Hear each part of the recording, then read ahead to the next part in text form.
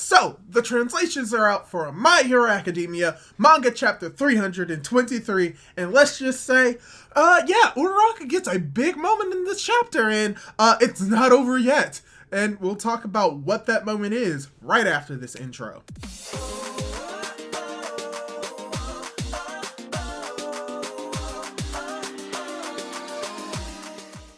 Hey guys, how's it going? It is your boy, Manga Mandrew, and I'm here to review My Hero Academia Manga Chapter 323, One Step. I took one step, alright, end of the review, but no. When it comes to this chapter of My Hero Academia, once again, Horikoshi hits the mark right on the bullseye when it comes to the characterization and when it comes to the importance of this chapter pertaining to Deku and his return to UA. Because for the most part, this chapter is broken up into two major parts. The first part being a flashback to the moment before the students in Class 1A goes to rescue Deku, and the second half, which is dedicated to the aftermath of Deku returning and what Ochako is planning to do to make sure that he stays there. So we get a lot of characterization, not just from the characters in the story, but more importantly, we get the characterization of Nezu, not just as a character, but as the principal of UA. But we also get a little bit more characterization for Uraraka and potentially setting the seeds for her and Deku's potential future relationship. So, before I get more into the review, I'd like to ask you, if you haven't done so, to subscribe to my YouTube channel if you like manga content about My Hero Academia or Shonen Jump in general. I try to cover the spoilers, reviews, as well as discussions when it comes to My Hero Academia, but if there's more that you want me to cover, I will happily do it. So yeah, without the way, let's get right into the review. So, we start off the chapter with the flashback to most likely the day of, or maybe even a few weeks before Class 1A decides to go out on their mission to rescue Deku, where we see that Ida is there telling the entire classmates that everything is going to be fine, that bringing Deku to UA will definitely, most definitely give the civilian security, as well as make sure that he has a safe place for him. That is what Ida says. Unfortunately, Ida, you are actually wrong. It did not help at all. If anything, it made it worse. And even Nezu kind of brings this up. And from here on, Nezu does a lot of talking, but it's mainly explaining how the UA barrier works and why it's so important. Because you have Nezu, who tells the students that they shouldn't let their emotions sway rescuing Deku, because he confirms that Deku is a major asset for the heroes, and that it can be risky to bring him back here. And from here, he explains that, yeah, it may be risky, but that's why I have a plan. And he begins to explain how the UA barrier works. We have Nezu pretty much giving an explanation of how the UA barrier works and how UA's defenses are some of the greatest defenses in the entire nation, as he compares it to Tartarus. And this is very interesting because Momo brings up that Tartarus was infiltrated and UA was also infiltrated by Shigaraki, and they both had very strong defenses, as if you remember correctly, in Tartarus, we saw the exact same robots that we saw with UA when they used these robots as combatants. They were used in Tartarus as a protection. And because they bring this up that Shigaraki was able to get into UA and get into Tartarus, and this is brought up because Shigaraki was able to break into both Tartarus and UA, and even though they had the same defenses, what makes the UA barrier now different from what it was a year ago? But then you have Nezu, who explains that, yeah, I kind of realized that something bad could happen. So what I did is that when it comes to this barrier, it's not just an armored fortress, UA can move! And we get the confirmation that UA is more than just a barrier. And to sum up exactly what Nezu says, he says that the shelters at UA are split up into sections that can be moved in these underground tunnels, and that depending on the situation, these tunnels can move and change the locations or the directions of these shelters, and that there are also metal plates that line the ground that protect the tunnels. So if a villain tries to attack and one of the plates gets disturbed, then it sends the entirety of UA into this security measure, sending everything down and away, and that it serves as a protective layer to protect the tunnels and the people when they're escaping, because he says that there are 3,000 steel plates. And that's kind of like the first half of the explanation, and I just want to bring this up. When Nezu explained this, you just have Kaminari coming in, and this could be a translation thing, but he's like, this seems like a mecha anime. And I'm like, Voltron! All form the legs and head. Because yeah, the basic tunnels are just those of like a superhero mecha anime of them going down the tunnel into the Gundam. Hirikoshi. You freaking otaku. Debatable. But yeah, that was just a funny thing that I wanted to bring up. But I want to continue with the explanation more because it gets even more in depth. Because Nezu also explains that, oh yeah, these tunnels also connect to Shiketsu. Because after what happened with Kami and Toga, yeah, we decided to work with Shiketsu and make sure that if something bad happens at either facilities, that yeah, we have the tunnels connected so the people at UA can go to Shiketsu or the people at Shiketsu can come to UA. And I'm like, oh, so that's what it means that combining with UA. Oh, that's actually terrifying when you think about how much work was done to connect these two schools, because even you have Sero as well as Shoto and Bakugo come to this realization that, wait one second, how far is that? And we get this small flashback of both the Wind Guy and the Meatball Man saying that UA is in the east and Shiketsu is in the west. Now, if we take that as literal like east and west, like the east side of Japan and the most western part of Japan, they are covering the entire country. But I think that maybe it's more of like symbolic east and west, which is still covering most of the country. So it's just hilarious to see how big this structure is. And we get an explanation for how this is all happening as we have Tokoyami who chimes in about how all of this was done specifically for Shigaraki, but how did you know this during the sports festival? To where Nezu responds with, oh, it was just a hunch. By the way, I'm paying for all of this. And you have another funny scene with Kaminari with literally the yin symbol of yin appearing in his eyes and out of his nose, as we even have Endeavor say, yeah, when it comes to Nezu, he's done a lot for Quarks and the world. So yeah, the world really appreciates him. He's well known around the world. And everyone is just shaken by this fact because they just thought that he was the principal. No, he has connections all over the world. So most likely he was able to do this with the help of the entire world behind him. You see how characterized Nezu has become within this one chapter? And it's amazing, and it doesn't end there because he once again finishes up what he's saying by saying that, yeah, when it comes to all of this happening, yeah, this is just one step that we need to like make sure that everyone is safe and that this is all for the protection of the people. So while we're doing this here, y'all can go and rescue Deku and be the best way to reach him, because UA right now is probably the safest place in the world. And as he says this, the flashback begins to end as we cut over to the second part of this chapter, where we continue with the citizens telling him to literally go home.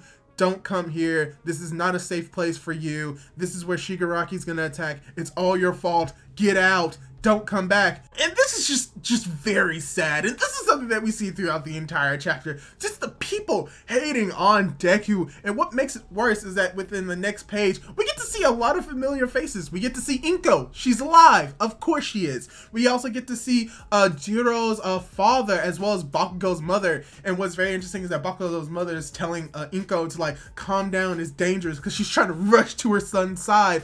As we get to see Monoma as well as a few members of class 1B, and Monoma is comforting Eri and making sure that she's safe, that she's not panicking, which is great, showing characterization for Monoma. And we even get to see Ragdoll and Kota, who are also in the rain, as well as we get to see how everyone is just reacting to the situation, how we also get to look at someone's phone. We don't know exactly what it says, but if I were to say anything, it's probably similar to the tabloids of them saying that all for one is one for all, and that the information that they are spouting right now is actually not accurate because it's just all speculation, because they don't know exactly what's happening. And because of that, they're just panicking, they're rioting. And even you have number 13 who's talking about how, yeah, we thought that Nezu was able to convince some of them, but now no one is convinced. But you just have someone walking out in the rain telling them that, yeah, this is probably something hard for a teacher, but let me do it, as we get Best Jeanist coming in.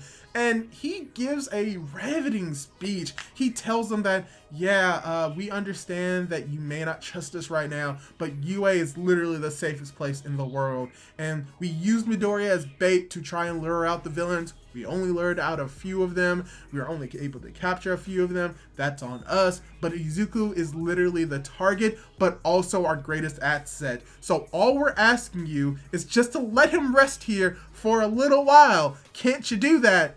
And he's like, also, like, we really don't have a choice. We need him to fight. So please just let him fight for you. As you just have everyone going silent.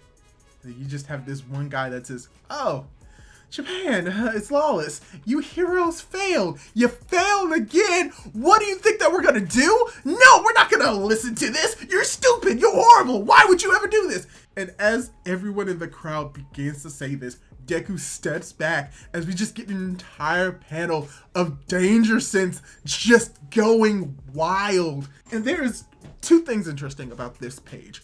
One, it gives a little bit more context to how Danger Sense actually works. It doesn't work when like Deku's being attacked or when there's a villain. It just, most likely what Danger Sense is that it alerts Deku to any type of negative hostility in the surrounding area, whether or not it's actually physical, someone attacking him, or whether it's emotional, with the people's intents are just so negative that Danger Sense is just going off, which is why we see the Danger Sense lines going off. Even when it comes to Inko, it possibly goes off with her because she's also feeling this sense of like anxiety.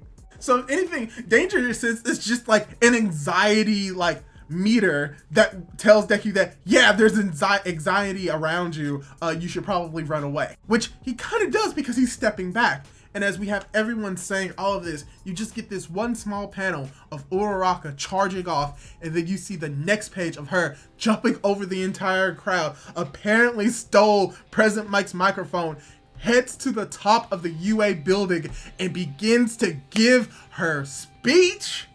And yeah, it was very impactful. She just tells it what it is. She tells the people the truth. She tells the people that Deku is special, and the people are arguing like, yeah, we know he's special. He has this quirk. And they're like, no. You don't understand. We see Uraraka just trying to explain to them to the best of her ability what is actually going on with Deku, and how she finally tells them that, yeah, Deku left UA a while ago because he didn't want to put everyone in danger. He didn't want to put the people in danger. When it comes to his power, it is a power specially meant to stop All for One.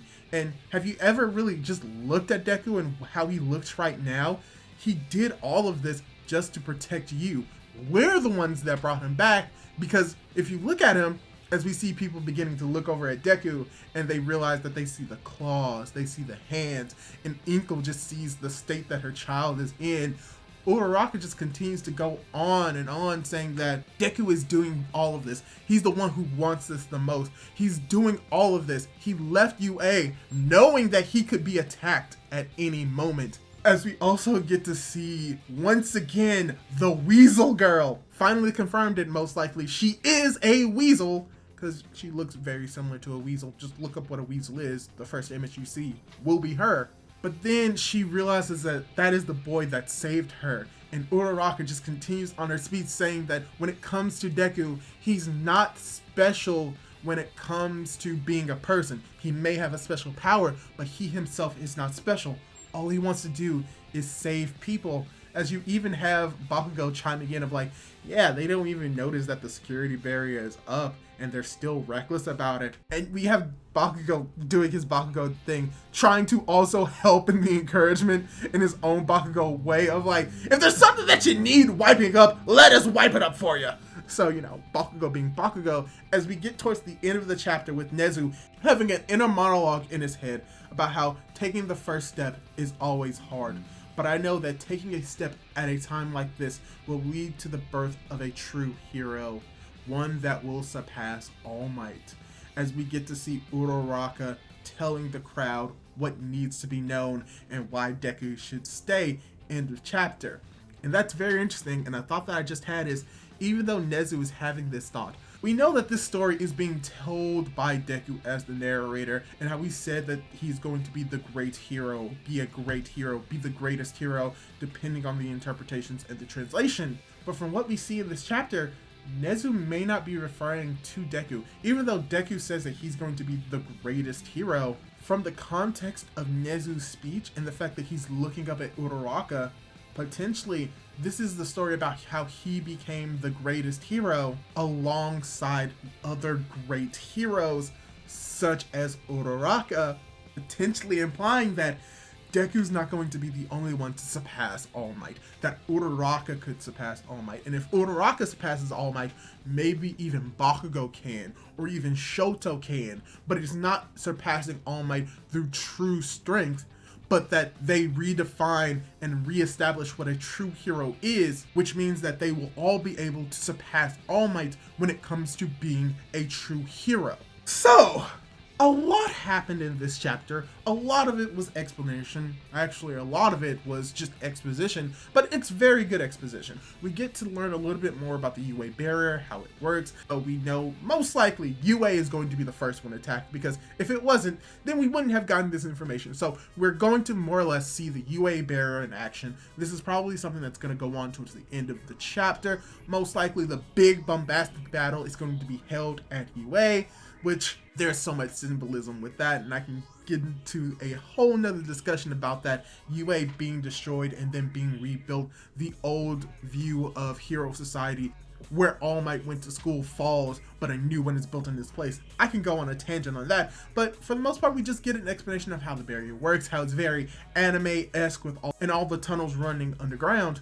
But we also get a lot of characterization of Nezu as not just the principal, but a person that is important to hero society, and how he views these students most likely as potential candidates to surpass All Might. So it's very good to see a little bit more characterization from Nezu, because even though he's the principal of UA, we never really knew a whole lot about him. We knew that he had the quirk that pretty much made him very intelligent, even though he's a mouse, and we knew he can be very bombastic, which he is in this chapter, but we're still seeing more of that other side, that intellectual side, and also that side that shows how much he really cares, not just about the hero society, not just about heroes, but the students themselves. So it's very cool to see a little bit more characterization from Nezu, as well as we get a lot more characterization of Uraraka through her speech, as well as seeing that her speech is most likely changing the views of the civilians, and how Best Jeanist, who was a pro hero, was unable to change the people's minds because they lost faith in him, but Uraraka was able to do it, showing that potentially she is probably a quote-unquote better hero than Best Jeanist, because she was able to do what heroes are supposed to do, instill hope into the civilians. And that's pretty much what her speech is about, instilling hope in the heroes that Deku is going to be the one to take down the villains, and that he's doing all of this, he did all of this to protect them without any other motives involved. So it's good to see not only that characterization from Uraraka and a little bit more from Bakugo, but just showing that the people aren't going to change their minds instantly. There are most likely going to be some that are still not convinced, but through Uraraka's actions, through the Class 1A's actions, through who Deku is as a person, who she explains that what makes him special is not necessarily the quirk itself, but that he's not special. That anyone in theory could do what Deku did with the power that he has, which we've seen that they can, even if they have to work together to do it. So it just shows that the civilians aren't inherently wrong, but that they lack the knowledge that the class had to make a very calculated and effective plan. And based off of what Gina says, most likely Deku isn't going to stay at UA, but if he does, it's going to be more temporary, like I said in my discussion video. So yeah, just all of this chapter is pretty much just characterization and exposition, but it was very necessary for the characters that are characterized, as well as for the story as a whole, because it leads to potential plot points to be tackled later on in the story, and it's best to see them now than in the future where there was no establishment whatsoever, primarily pertaining to the UA barrier. So yeah, that's all I really have to say in this review right now. Thought this was a very amazing chapter, very emotional, very impactful. It's just very great overall, even though not a whole lot of action occurred, and you know, the art is always great. So yeah, if you really like this chapter, what did you think? Did you like this chapter? Which speech did you like most? Did you like Nezu's speech, or did you like Uraraka's speech? Leave your thoughts down in the comments down below. I would really like to read them. As well as after you leave that like and that comment, why don't you hit that notification bell to be notified for whenever I upload more content like this, as well as subscribing to my YouTube channel. Hopefully you enjoyed and do all that cool jazz, and hopefully I'll be able to catch you in my next video. Goodbye.